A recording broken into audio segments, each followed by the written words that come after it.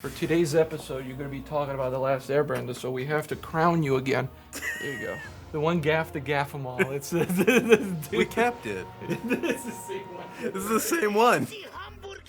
So I've been rewatching Legend of Korra on Netflix like a good Avatar fan, coping with the fact that the creators have now left the live-action show. Get out of town! But I noticed something while I was watching, that Last Airbender and Korra have the same premise, but they're completely different. So different, in fact, that people don't like Korra as much as they like Last Airbender. But the reason for that is their different themes, and how they handle those themes. But what is a theme? And how is it different from a premise? Well, to find out, why don't you airbend that like button, rock smash that subscribe, and flameo that the bell. It's from Last Airbender. Flameo? Flameo! Flameo, my hot men. That's what he says. Stay tuned. That's it. No, that's not real. It is real.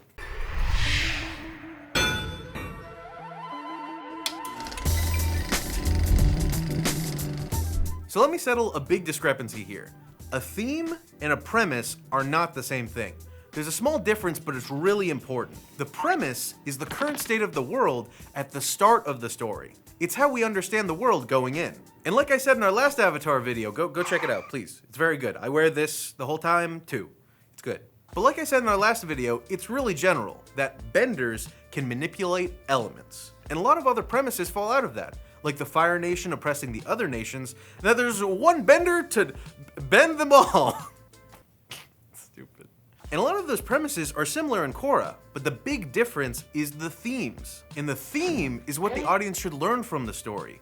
What are we understanding about what's going on, and how does that apply to us? In Last Airbender, it was that fascism's bad, and that mental and emotional abuse doesn't define you as a person, and that you can't do everything on your own, and that friendship's magic, and yippee! I love you, Alan. You're a good friend.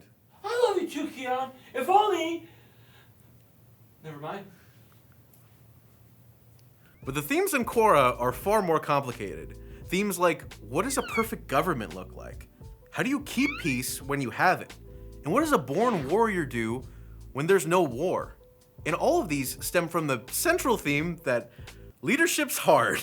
It's basically the first reprise of You'll Be Back from Hamilton, that do you know how hard it is to lead? It's far more complicated than fire Nazis bad, like in the first Avatar series. And Korra each season has to learn a different lesson about how to be a good leader in a civilized society. And honestly, that's not super fun to watch. Korra's about as mature as Aang is, maybe a little bit more mature because she's older, but she's dealing with an issue that is far more complicated than anything Aang had to deal with. Korra would have murked the Fire Lord if given the chance, like in 2 seconds. But that's not really the problem that she has to deal with. Her challenge is to be a level-headed leader in a time where raw violence isn't really important. Diplomacy and negotiation are important, however, and she's very bad at that. And together we will tear down the bending establishment! What are you talking about? Bending is the coolest thing in the world.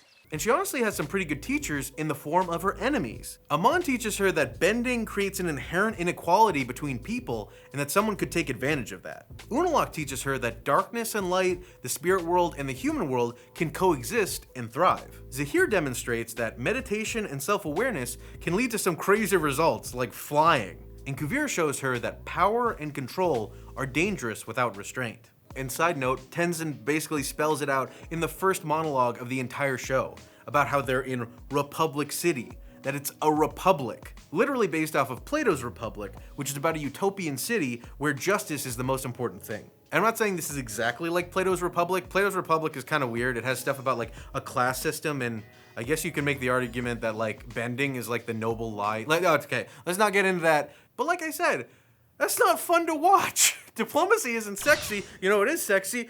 Killing Nazis and fascists. That's super exciting, like in Last Airbender. And besides all the ideology and civic stuff, there's this drama and the love triangle that not everybody's going to be a big fan of. And in my opinion, is a big reason why people don't like Legend of Korra as much as they like Last Airbender. But like, don't get me wrong, there was a bunch of stuff happening behind the scenes that really complicated Korra's development. Like, they were gonna give them a 20 episode season, only one, and then they strangled them and said, hey, you only get 12 episodes, so they had to hurry everything up, but then it went well, and they're just like, okay, cool, we'll give you more seasons. But they don't know how many seasons, so you can't really plan for it, so they'd have to tread lightly, and that's no way to treat creators like Konietzko and DiMartino, who are really amazing, and I really wish they got better than they did. So some of the storytelling elements definitely took a hit, but personally, I still really like Legend of Korra. And though the themes may not be as exciting, I honestly think about Legend of Korra every once in a while. I grew up with Avatar. I was 12 when it came out, and I absolutely loved it. All of my friends and I were just thinking what kind of benders we would be.